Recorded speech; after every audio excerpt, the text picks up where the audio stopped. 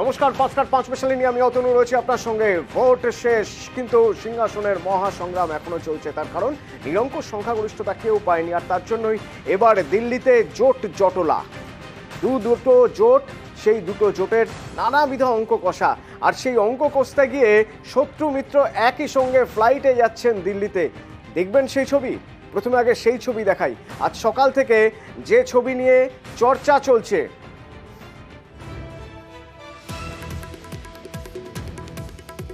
ওই দেখুন,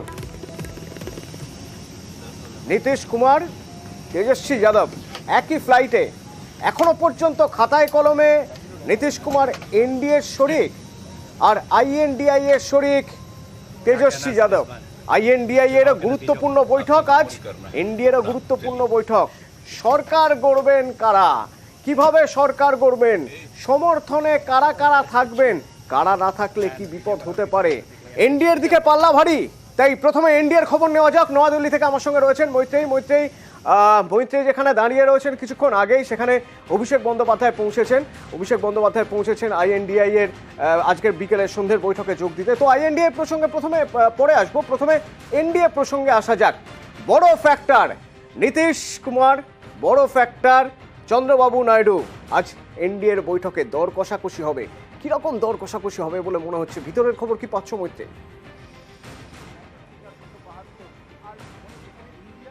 দেখো, ইতিমধ্যেই বৈঠক শুরু হয়ে গিয়েছে অতনু, এবং একেবারেই ঠিক যে এই দর কষাকষি হবেই। তার কারণ এই দুই নেতাই কিন্তু অত্যন্ত পোক্ত নেতা, এবং এই দুই নেতার হাতেই কিন্তু এখন 28টি আসন রয়েছে। ফলে এই 28টি আসন কমে গেলে এনডিএর সংখ্যাগরিষ্ঠতা এবং সরকার করার যে স্বপ্ন, সেই স্বপ্ন কিন্তু ভেঙে চুরমার হয়ে যাবে। ফলে এই দুই সিনিয়র লিডার, এবং তারা অত্যন্ত পোক্ত এবং দক্ষ নেতা, তারা দুজনেই কিন্তু জানেন যে তাদের অবস্থানের গুরুত্ব এই মুহূর্তে কতটা। ফলে সেই জায়গায় দাঁড়িয়ে এখনো পর্যন্ত ভেতরের যা খবর আমরা পাচ্ছি, যে সেক্ষেত্রে দাঁড়িয়ে বেশ কিছু হাই প্রোফাইল ক্যাবিনেট তার দাবি আসতে পারে চন্দ্রবাবু নাইডু এবং নীতিশ কুমারের তরফ থেকে। তার মধ্যে যেরকম প্রতিরক্ষা মন্ত্রক রয়েছে, অর্থমন্ত্রক রয়েছে, বিদেশ মন্ত্রক রয়েছে, এমনকি স্বরাষ্ট্র মন্ত্রকেরও দাবি জানানো হতে পারে। অন্যদিকে চন্দ্রবাবু নাইডুর তরফ থেকে লোকসভার স্পিকারের পদেরও দাবি জানানো হতে পারে। ফলে সেই দর কষাকষি চলবে, এবং এই দর কষাকষিতে বিজেপি কতটা ছেড়ে দেয় চন্দ্রবাবু নাইডু এবং নীতিশ কুমারকে, তার উপরেই কিন্তু নির্ভর করবে এনডিএর ভবিষ্যৎ। তার কারণ আমরা জানি, আজকে আমরা দেখেছি যে ইতিমধ্যেই কিন্তু 17তম লোকসভা ডিজলভ হয়ে গিয়েছে।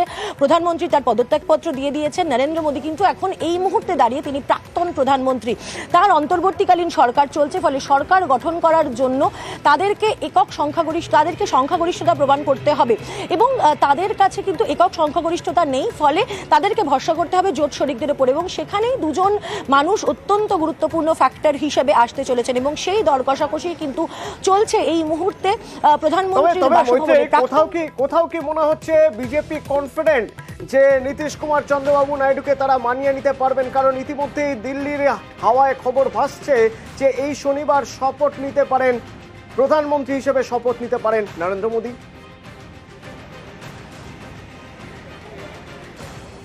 দেখো, কনফিডেন্ট তো বটেই, কিছুটা কনফিডেন্স কিন্তু তাদের মধ্যে রয়েছে, এবং সেই কনফিডেন্স কোথাও একটা গিয়ে বাড়াচ্ছে আজকে সকালবেলা চন্দ্রবাবু নাইডুর করা সাংবাদিক সম্মেলন, যেখানে তিনি স্পষ্টতই দিল্লিতে আসার আগে তিনি স্পষ্টতই বলে দিয়েছিলেন যে তিনি এনডিএর সঙ্গে থাকবেন, এবং বিজেপি এবং নরেন্দ্র দামোদর দাস মোদীর সঙ্গেই তিনি থাকবেন। সেই বক্তব্যে কিন্তু সেই অবস্থান তিনি পরিষ্কার করে দিয়েছিলেন। ফলে সেই জায়গায় দাঁড়িয়ে থেকে চন্দ্রবাবু নাইডুর অবস্থান দেখে কিন্তু কিছুটা হলেও কনফিডেন্ট শোনাচ্ছে এনডিএকে, এবং সেই কারণেই কিন্তু এখনো পর্যন্ত বিজেপির অন্দরে এই সম্ভাবনাই দেখা দিচ্ছে যে 8 তারিখ অর্থাৎ আগামী শনিবারই শপথ গ্রহণ করতে পারে নতুন সরকার। ফলে নতুন সরকার গঠন হবে এবং শপথ গ্রহণ করতে পারেন প্রধানমন্ত্রী হিসেবে নরেন্দ্র মোদী। কিন্তু সবটাই কিন্তু নির্ভর করছে, যদিও বাইরে তারা কনফিডেন্স দেখাচ্ছেন, কিন্তু সবটাই নির্ভর করছে এই দুজন মানুষের উপর। তার কারণ এই দুজন মানুষের উপর 100% 12 আর 16 ম্যাটার করছে। এই 12টি আসন আর 16টি আসন ম্যাটার করছে মৈত্রেয়ী 272 ম্যাজিক ফিগারের জন্য। এবং এই দুজন যদি কোনো মতে সরে যান বা অন্যদিকে চলে যান, তাহলে এই জোট সরকার চাপে পড়ে যাবে। মৈত্রেয়ীর সঙ্গে থাকো, আরও একটি জোট নিয়ে তো মৈত্রেয়ীর সঙ্গে কথা হবে। তবে তার আগে মৈত্রেয়ী আমাদের বলছিলেন যে আজ সকালে চন্দ্রবাবু নাইডু সাংবাদিকদের ডেকে স্পষ্ট করে দিয়েছেন তিনি এনডিএর সঙ্গেই আছেন। যদিও এর আগেও তিনি স্পষ্ট করেছেন, আবার তার কথা সরিয়েও নিয়েছেন, কিন্তু এবার এই সময় দাঁড়িয়ে তার এই নিজের কথা জানিয়ে দেওয়া অত্যন্ত গুরুত্বপূর্ণ। I am also experienced. I have seen so many political changes in this country. We are in NDA. I am going for NDA meeting. In course of time, anything we'll report you. কিন্তু ওই যে সমস্যা কি না, ঘর পোড়া গরু সিঁদুরে মেঘ দেখলেই ডরায়। নামটা যখন চন্দ্রবাবু নাইডু, নামটা যখন নীতিশ কুমার, তখন টেনশন তো একটা কাজ করে। পোড় খাওয়া রাজনীতিবিদ দিলীপ ঘোষ তা বুঝেছেন ভালোই, আর দিলীপ ঘোষ তাই সন্দেহ প্রকাশ করছেন এই দুজনকে নিয়ে। তো দিলীপ ঘোষ তার নিজের হার নিয়েও পোস্টমর্টেম হোক সেই প্রসঙ্গে যখন তিনি বলছেন, তখন এই চন্দ্রবাবু নাইডু এবং নীতিশ কুমারের হাত ধরে সরকার গঠন করতে হবে বিজেপিকে, সে প্রসঙ্গেও বলছেন, শুনুন। কিছুই অসম্ভব নয় রাজনীতিতে। আর নাইডু আর নীতিশবাবুর মতো পল্টুরাম যারা আছেন তাদের উপরে ভরসা করা তো বেমানি, আমরা দেখেছি ঠকতে হয়েছে। কিন্তু রাজনীতি বাধ্যবাধকতা থাকে, তারা বিজেপির সমর্থনে জিতে আসেন আর বিজেপিকে ছেড়ে অন্যের সঙ্গে হাত মেলান। সেইটা আসবে কিনা সেটা পার্টির সর্বোচ্চ নেতৃত্ব দেখবেন, দেখার লোক আছে আমাদের। তো সেদিক থেকে কি কিছুটা হলেও সুবিধাজনক জায়গায় রয়েছে আইএনডিআইএ? তার কারণ আইএনডিআইএ এর সঙ্গে ভালো সম্পর্ক ছিল তো এক সময় এই নীতিশ কুমার, এই চন্দ্রবাবু নাইডুর, এবং নীতিশ কুমারের হাত দিয়েই প্রথম সলতে পাকানোর কাজ শুরু হয়েছিল বছর খানেক আগে। মৈত্রীর কাছে একটু জানতে চাই, মৈত্রী, অভিষেক বন্দ্যোপাধ্যায় কিছুক্ষণ আগেই পৌঁছেছেন দিল্লিতে, আজ সন্ধ্যের এই বৈঠক, কিছুটা হলেও অ্যাডভান্টেজ পজিশনে দাঁড়িয়ে এই বৈঠকে বসছেন আইএনডিআইএ এর জোট শরিকরা।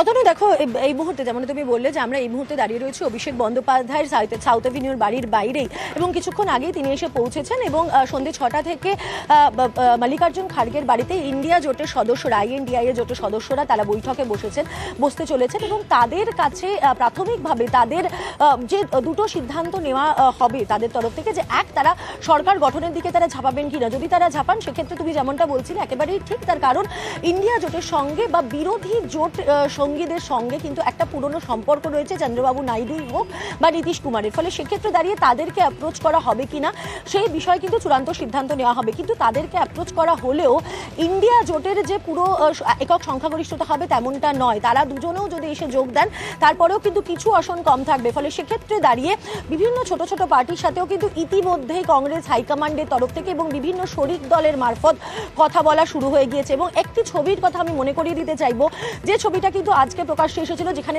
তেজস্বী যাদব এবং নীতিশ কুমার তারা একই বিমানে তারা ফিরছেন। নীতিশ কুমার বিমান থেকে বেরিয়ে দিল্লি বিমানবন্দরে নেমে তিনি বললেন যে সরকার গঠন হবে। তিনি কিন্তু স্পষ্ট করে বললেন না কার সরকার, এবং তেজস্বী যাদব ইঙ্গিতপূর্ণভাবে বললেন যে আগে আগে দেখিয়ে হতা হয় ক্যা। ফলে এখানে কি কোনো হিডেন কার্ডস রয়েছে যেটা প্লে করতে চলেছে ইন্ডিয়া জোট, সেই বিষয়েও কিন্তু চূড়ান্ত সিদ্ধান্ত আজকে এই সন্ধ্যে 6টার এই বৈঠকেই কিন্তু হবে, এবং তারপরেই কিন্তু এবং মৈত্রী, খুব গুরুত্বপূর্ণ একটা জায়গায় একই ফ্লাইটে যখন দুজন রাজনীতিবিদ থাকছেন, কথা বলছেন, তারা বিরোধী রাজনৈতিক দলের প্রতিনিধি হতে পারেন, তাদের রাজনৈতিক মতাদর্শ নাও মিলতে পারে, কিন্তু এটা তো সত্যি রাজনীতির কথা হবেই। এবং একটা ক্রিপ্টিক নোট, অত্যন্ত রহস্যময় এক নোট নীতিশ কুমারের, যে রহস্যময় নোট তিনি এক্স হ্যান্ডেলে গতকাল পোস্ট করেছিলেন দুপুরে, যখন বোঝা যাচ্ছে যে ট্রেন্ড এমনই যে সংখ্যাগরিষ্ঠতা, একক সংখ্যাগরিষ্ঠতা বিজেপি পাচ্ছে না, তখন তিনি লিখেছিলেন ন্যায় কে সাথ বিকাশ কে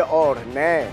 এই ন্যায় কয়েনেজ কংগ্রেসের, বিকাশ কয়েনেজ বিজেপির, অর্থাৎ ধরি মাছ নাছুই পানি করে দুদিকেই শ্যামারকুল, দুদিকেই রেখে দিয়েছেন নীতিশ কুমার। তো যাই হোক, নীতিশ কুমার, চন্দ্রবাবু নাইডু ফ্যাক্টর তো বটেই, কিন্তু ফ্যাক্টর প্রত্যেক জোট শরিকি।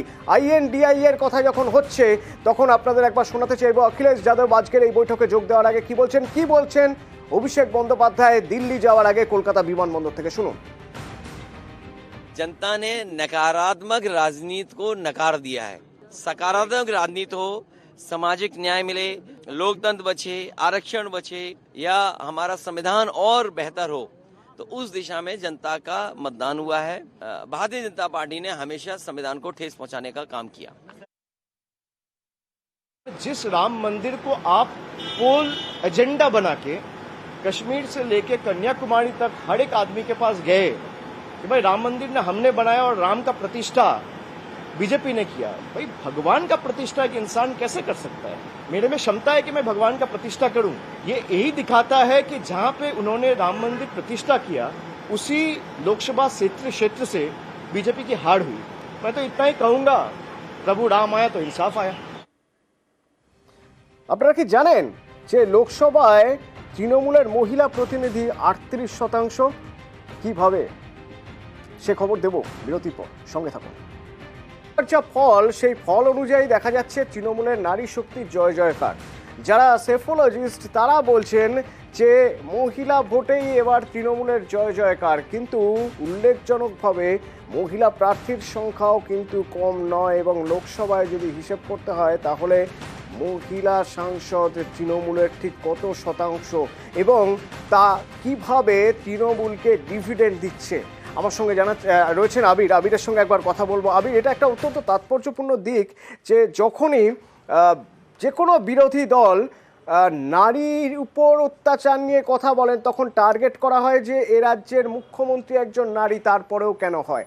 অথচ উল্টো দিক থেকেও যদি দেখতে হয় তাহলে দেখতে হবে এই রাজ্যের শাসক দল তৃণমূল গতকালের লোকসভা ভোটের ফল বেরোনোর পরেও তৃণমূলের যে সাংসদ সংখ্যা সেখানে নারীর আধিক্য বেশি বা অত্যন্ত উল্লেখযোগ্য।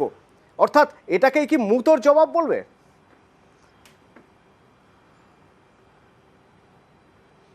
প্রথমত হচ্ছে যে মহিলা ভোট তৃণমূল কংগ্রেসের পক্ষে যে পুরোপুরি থাকছে সেটা 2021 থেকেই বুঝতে পারা গিয়েছিল এবং অনেকেই বলছেন যে এর পিছনে মহিলাদেরকে আর্থিকভাবে স্বনির্ভর করার চেষ্টা বা লক্ষ্মীর ভাণ্ডার প্রকল্প, সেটাকে একটা মাস্টার স্ট্রোক হিসাবে সামনে এনেছিল হচ্ছে তৃণমূল কংগ্রেস।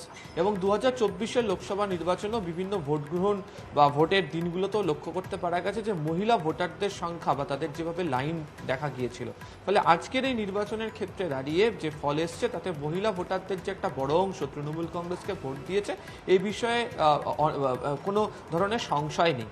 দ্বিতীয়ত হচ্ছে এটা ঠিক যে বিভিন্ন বিজেপি শাসিত রাজ্যগুলোর মহিলাদের অবস্থা তা নিয়ে বারবার ধরে সরব হয়েছে তৃণমূল কংগ্রেস, বারবার ধরে তারা আক্রমণে গিয়েছে।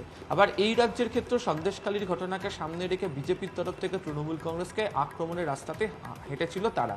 যদিও তৃণমূল কংগ্রেস তারা বলেছিল যে তারা মহিলাদের পাশে রয়েছে এবং তাদেরকে গুরুত্ব দেয়, সে কারণে সংগঠন হোক, প্রার্থী হোক, বিভিন্ন জায়গাতে তাদেরকে তারা সামনে নিয়ে আসে।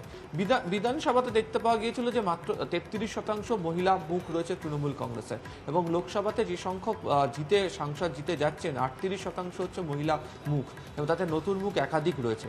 যদি তুমি দেখো যে বিজেপির কোনো মহিলা মুখ তারা জিতে আসতে পারলেন না, এমনকি দেবশ্রী চৌধুরী, লকেট চট্টোপাধ্যায়ের মতো যারা সাংসদ ছিলেন তারা এক্ষেত্রে হেরে গেলেন। ফলে মহিলা ভোটারদের প্রাধান্য অবশ্যই তৃণমূল কংগ্রেসের দিকে রয়েছে এবং অবশ্যই মহিলা ভোট এবারও যে তৃণমূল কংগ্রেসের পক্ষে গেছে তারই প্রেক্ষিতে 29 আসনের ক্ষেত্রে তার একটা মস্ত বড় প্রভাব রয়েছে। ফলে অবশ্যই মুখের ওপর জবাব দেওয়ার জন্য মহিলা ভোটকে আস্থা করে তৃণমূল কংগ্রেস এগিয়েছিল, সেই কাজে তারা সফল হয়েছে এমনটাই মত তৃণমূল কংগ্রেসের অন্দরের মধ্যেও থাকছে। ধন্যবাদ আবির। তো তৃণমূলের দিক থেকে যদি দেখতে হয় তাহলে মহিলা ভোট একটা বড় ফ্যাক্টর এবং লোকসভায় যে পরিমাণ মহিলা সংসদ যাচ্ছেন তৃণমূলের সেটাও একটা উল্লেখযোগ্য জায়গা। কিন্তু হার কোন দিকে? কেন 2019-এর তুলনায় আসন এত কমে গেল? বিজেপির কোন কোন জায়গায় সমস্যা ছিল তা নিয়ে কিন্তু দলের অন্দরেই পোস্টমর্টেম শুরু হয়ে গেছে, অনেকেই দলের অন্দরে মুখ খুলছেন। তো এবারে কেন্দ্রীয় নেতৃত্ব তারাও জানতে চাইলেও বঙ্গ বিজেপির কাছে যে কোথায় কোথায় সমস্যা, কেন এই হার এবং সেই কারণ তাদের জানাতে হবে, রিপোর্ট দিতে হবে। হেভি ওয়েটরা তারা পর্যন্ত হেরে যাচ্ছেন কিভাবে, জেতা আসন কিভাবে হেরে যাচ্ছে বিজেপি, কি রিপোর্ট চেয়ে পাঠিয়েছে, ঠিক কোন কোন জায়গা থেকে বা কোন কোন কথায় রিপোর্টে লিখবেন বঙ্গ বিজেপির নেতারা জানবো। ভেঙ্কটেশ্বর প্রতিনিধি আমার সঙ্গে রয়েছেন। ভেঙ্কটেশ্বর, এটা তো সত্যি যে হেভিওয়েট নেতা দিলীপ ঘোষের মতো নেতা তিনি হেরে যাচ্ছেন, তার মতো প্রার্থী হেরে যাচ্ছে, লকেট চট্টোপাধ্যায়ের মতো প্রার্থী হেরে যাচ্ছে এবং জেতা সিটগুলো হাতছাড়া হয়ে গেছে বিজেপির। বঙ্গ বিজেপি কি জবাব দেবে? দেখো, বিপর্যয়ের কারণ অনুসন্ধানেই রাজ্য বিজেপির পক্ষ থেকে ময়না তদন্ত শুরু হয়েছে এবং ইতিমধ্যেই কেন্দ্রীয় নেতৃত্বের প্রশ্নের মুখে পড়েছে রাজ্য নেতৃত্ব। আমরা যেটা বিজেপি সূত্রে জানতে পারছি যে তুমি জানো যে 19-এর লোকসভা নির্বাচনে রাজ্য থেকে 18টি আসন জিতেছিল বিজেপি, সেখানে এবারে 12টেই তারা আটকে গিয়েছে। এই 6টি কেন্দ্র এবং পাশাপাশি আরো যে সমস্ত কেন্দ্রে বিজেপির কার্যত ভরাটুকি হয়েছে তার কারণ অনুসন্ধানেই রাজ্য বিজেপির পক্ষ থেকে বিভিন্ন যে সাংগঠনিক নেতৃত্ব রয়েছে তাদের কাছ থেকে রিপোর্ট তলব করা হয়েছে। কি কারণে দলের এই বিপর্যয় মূলত সেটাই জানতে চাওয়া হচ্ছে। পাশাপাশি তুমি জানো যে বঙ্গ বিজেপির সংগঠন নিয়ে বারবারই নরবরে সংগঠন নিয়ে বারবারই প্রশ্ন উঠেছে।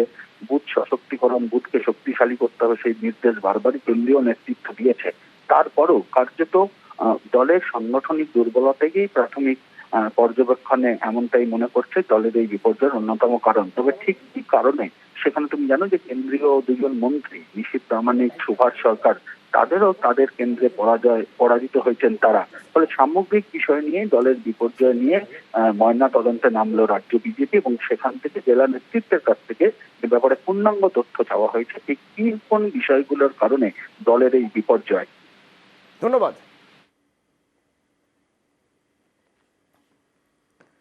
এবং বিজেপির হার মানে কিন্তু তৃণমূলের জিত, কিন্তু কিভাবে? যে ইস্যু নিয়ে প্রথম থেকে বিজেপি সরব হয়েছিল সন্দেশখালী, দেখা যাচ্ছে সেই সন্দেশখালী যে বসিরহাট লোকসভা কেন্দ্রের মধ্যে পড়ছে সেই বসিরহাটও হাতছাড়া হয়েছে বিজেপির। কোন অঙ্কে বাজিমাত করলো তৃণমূল, কোন অঙ্কে বিজেপির একের পর এক অস্ত্র ভোঁতা হয়ে গেল, দেখা যাক। লোকসভা ভোটে বঙ্গে ফের সবুজ ঝড়, তৃণমূলের ঝড়ে বিজেপির ভরাডুবি। 19-এর থেকেও শক্তি বাড়িয়ে 24-এ তৃণমূলের বাজিমাত, বিপুল জয়। এর পেছনে রয়েছে একাধিক ফ্যাক্টর। এবছর জানুয়ারি থেকে সন্দেশখালী সরগরম, নারী নির্যাতন সহ একাধিক অভিযোগ। একেই 24-এর লোকসভা ভোটে বারবার হাতিয়ার করেছে বিজেপি। मैं आज ममता दीदी को पूछना चाहता हूं, कुछ तुष्टीकरण कर वोट लेने के लिए संदेशखाली के गुनहगारों को लिए आप बचा रही हो। কিন্তু সন্দেশখালী ইস্যুতে পর পর ভিডিও প্রকাশ্যে আসতেই পাশা বদল। ভাইরাল ভিডিও হাতিয়ার করে পাল্টা সুর চড়ায় তৃণমূল। বিজেপির অস্ত্রেই বিজেপিকে কাবু করার চেষ্টা করে। পূর্ব পরিকল্পিত ষড়যন্ত্র এবং চক্রান্ত করে 2000 টাকার বিনিময়ে বাংলার 10 কোটি মানুষের মর্যাদা, সম্মান আপনারা দিল্লির বুকে বিক্রি করেছেন। এর থেকে লজ্জাজনক কি হতে পারে? পর্যবেক্ষকদের একাংশের মতে 24-এর ভোটেই সন্দেশখালী অস্ত্রই বুমেরাং হয়ে ঘায়েল করেছে বিজেপিকে।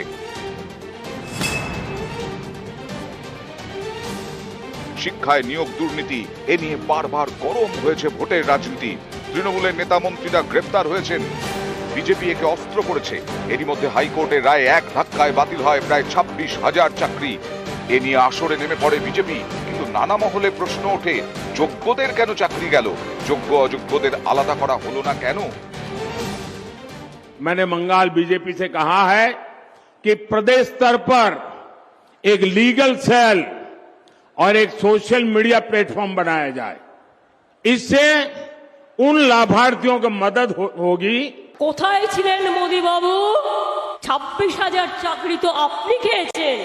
আপনার দল পার্টি ছিল সিপিএম আর বিজেপি একসাথে দাঁড়িয়ে টিচারদের চাকরি খেয়েছে, লজ্জা করে না?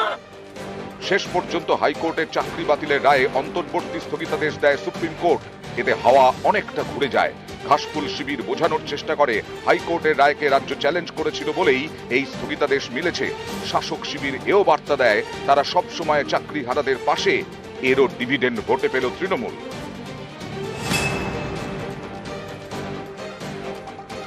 একশো দিনের কাজ এবং আবাসের টাকা ইচ্ছে করে দিচ্ছে না মোদী সরকার, যাতে বাংলাকে ভাতে মারা যায়। বারবার এই প্রচার করেছে তৃণমূল, এমনকি 100 দিনের টাকা রাজ্যই দেওয়া শুরু করে। আর 2-3 দিনের মধ্যে সেই টাকা পেয়ে যাবেন। আমরা দিল্লিতে বলবো, ভোটের সময় জবাব দেবেন কেন 100 দিনের কাজের টাকা দেননি। পাল্টা বিজেপি দাবি করে তৃণমূল দুর্নীতি করেছে, তাই কেন্দ্র টাকা দিচ্ছে না। ভোটের ফলে স্পষ্ট বিজেপির এই তত্ত্ব প্রভাব ফেলেনি, বরং তৃণমূল যে বঞ্চনার অভিযোগে বারবার সরব হয়েছে সেটাই কাজে লেগেছে। লক্ষ্মীর ভান্ডার, 21-এর বিধানসভা ভোটের আগে এই প্রকল্প চালুর প্রতিশ্রুতি দেন মমতা বন্দ্যোপাধ্যায়। ভোটে এর ভালো ডিভিডেন্ড পায় তৃণমূল। 24-এর ভোটেও এই লক্ষ্মীর ভান্ডারকে সামনে রেখে ময়দানে নামে তৃণমূল। 24-এর ভোটের আগে মমতা বন্দ্যোপাধ্যায় এই প্রকল্পের ভাতা দ্বিগুণ করে দেন। 500 থেকে টাকা বাড়িয়ে মাসে মাসে 1000, SC ও STদের ক্ষেত্রে 1000 থেকে বেড়ে 1200। কদিন আগে বিজেপির কোন একজন লিডার বলেছে যে আমরা লক্ষ্মীর ভান্ডার 3 মাস পরে বন্ধ করে দেব। আমি তাদের বলে রাখি প্রকাশ্য সভায়, শোনো, সাহস থাকলে ওটা হাত দিয়ে দেখো, ওটা তোমার পয়সা না। রাজ্যের অর্ধেক ভোটার মহিলা, তাই মহিলাদের মন জিতলেই বাজিমাত। মহিলা মন জয়ে এবারেও তৃণমূলের বড় ভরসা ছিল লক্ষ্মীর ভান্ডার, যা 21-এর পর 24-এও তৃণমূলের ভান্ডার ভরিয়ে দিল। রাজ্য সরকারের প্রকল্প স্বাস্থ্য সাথী 21-এর নির্বাচনের আগেই এই প্রকল্প চালু করা হয়। এই স্বাস্থ্য সাথীর কার্ড থাকলেই সরকারি হাসপাতালে বিনা পয়সায় চিকিৎসা। বলে বেড়াচ্ছে বাংলা আমার আয়ুষ্মান করছে না, কেন করবে? আয়ুষ্মান করলে তার অর্ধেক টাকা আমাদের দিতে হবে, আর এখন 9 কোটি মানুষ সুযোগ পাচ্ছে। একদিকে বিজেপি যেসব ইস্যুকে অস্ত্র করেছে সেগুলি তাদের দিকেই ফিরে গেছে বুমেরাং হয়ে, আর একদিকে তৃণমূলের একের পর এক সামাজিক প্রকল্প। এই দুয়ের অঙ্কেই ফের তৃণমূলের বাজিমাত। আবারও বাংলায় ঘাস ফুলের ঝড়ে পদ্মের ভরাডুবি। নিউজ 18 বাংলা।